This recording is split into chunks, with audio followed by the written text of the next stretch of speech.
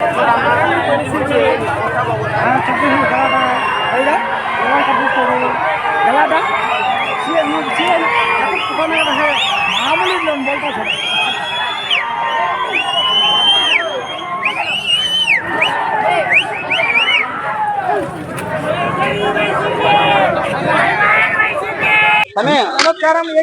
స్వాగతం.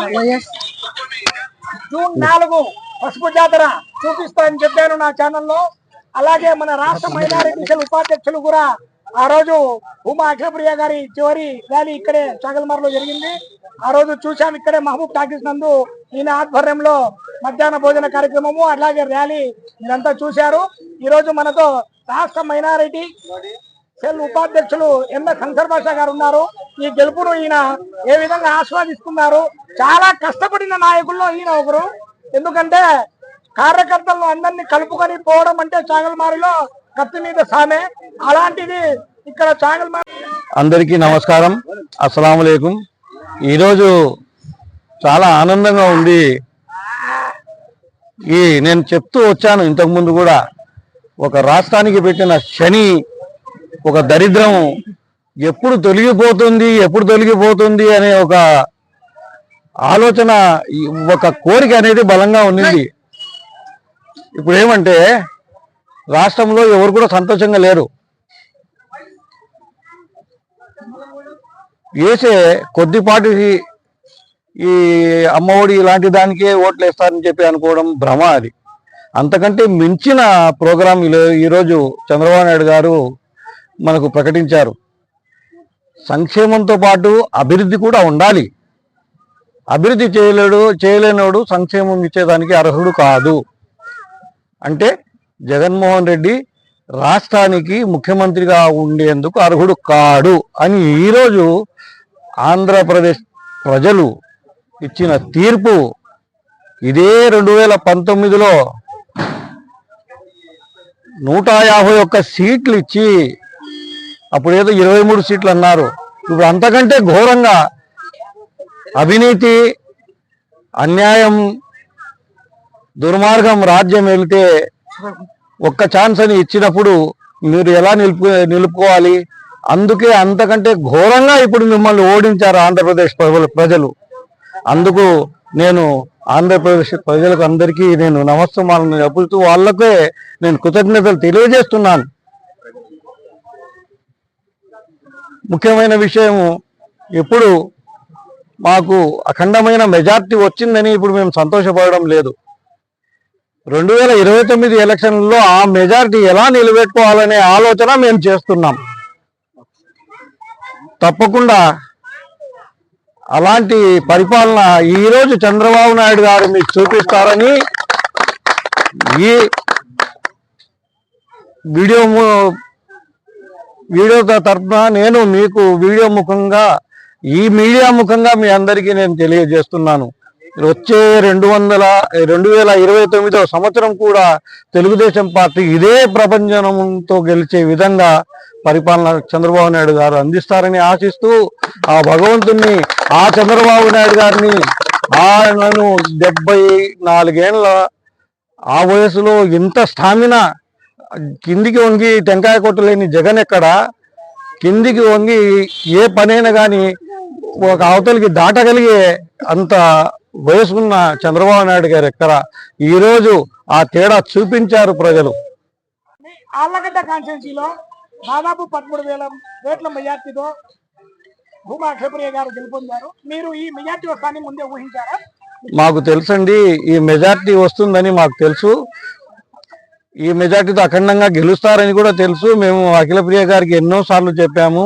10 నుండి 15 వేల మెజార్టీ లోపల మీరు గెలుస్తారని ఎన్నోసార్లు చెప్పాము. నిన్న కూడా చెప్పడం జరిగింది అఖిలప్రియ గారికి. ఇందులో ఆందోళన పడాల్సిన అవసరం లేదు. ఎలక్షన్లు అయిపోయిన తర్వాత నేను ప్రశాంతంగా ఉండడం చూసి మీకు టెన్షన్ లేదా అని అడిగినారు.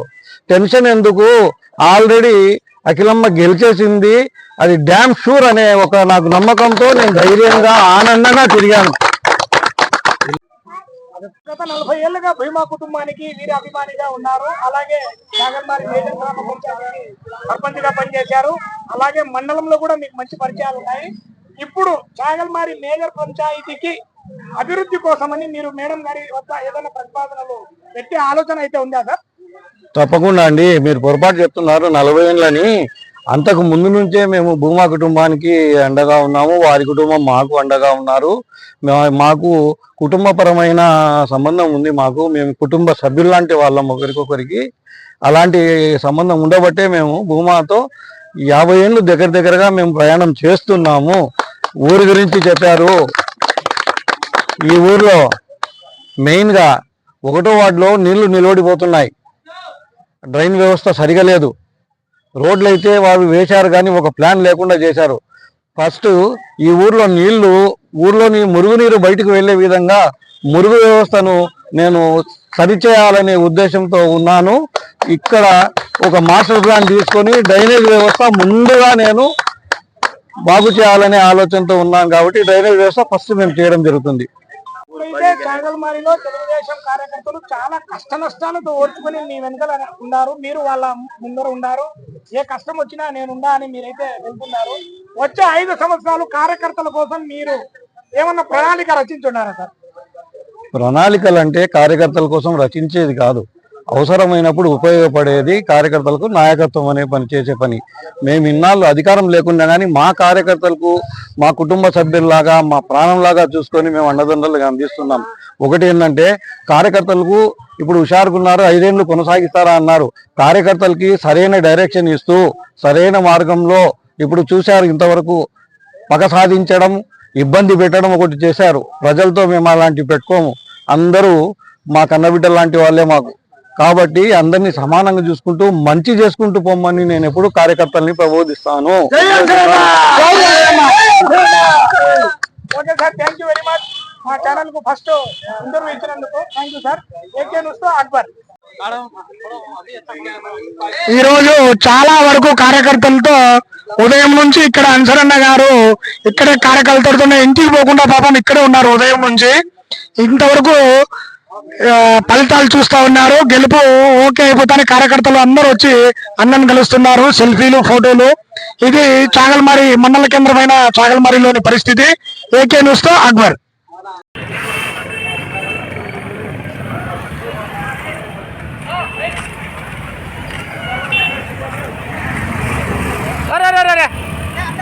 ఏంది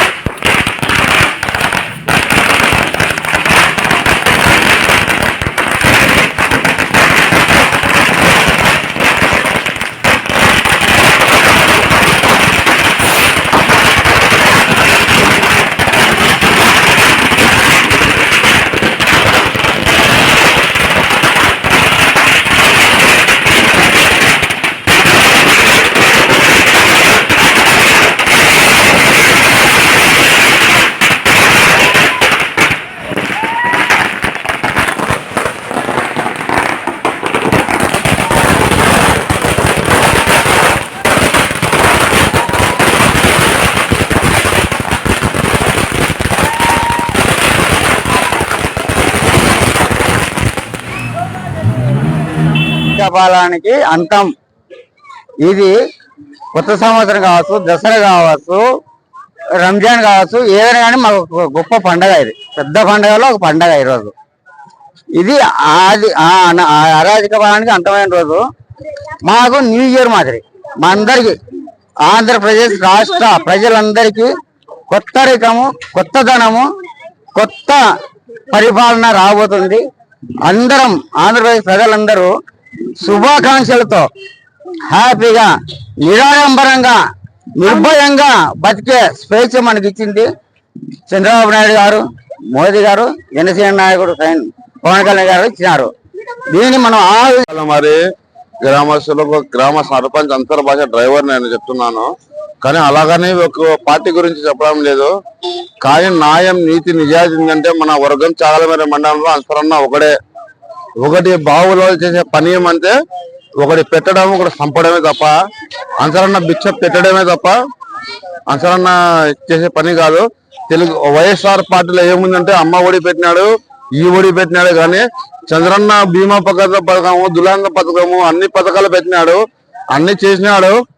కానీ వైఎస్ఆర్ పార్టీలో మీ గంగుల నాని భీమేందర్ రెడ్డి గారు వాళ్ళు ఏం చేసినారు, వాళ్ళు ఏం పెట్టినారు ప్రజలకి, వాళ్ళు ఏం చేసినా చాగలమర్రి మండలంకి చూపెట్టండి. ఎవరేం చేయలేదు. కానీ జగనన్న అంటే ఆయన చూసి వేయలేదు. వాళ్ళ నాయన వైఎస్ఆర్ రాజశేఖర రెడ్డి గురించి ఆయన చూసి పెట్టినారు పార్టీ, ఆయన చూసి ఓటు వేసినారు తప్ప మిగతా వాళ్ళకు వేయలేదు. కాకపోతే ఏమంటే అన్యాయం జరుగుతుంది. ఏమంటే అమ్మ ఒడి చేస్తున్నాడు, నాయన ఒడి తీస్తున్నాడు, అమ్మ ఒడి పెడుతున్నాడు, నాయన ఒడి తీస్తున్నాడు. దీంట్లో మాత్రము అనే వాస్తవంగా చెప్తున్నా. ప్రతి పిల్లల్లోకి ఏం చేసినామంటే నెలకు సంవత్సరానికి ఇది పెడతా.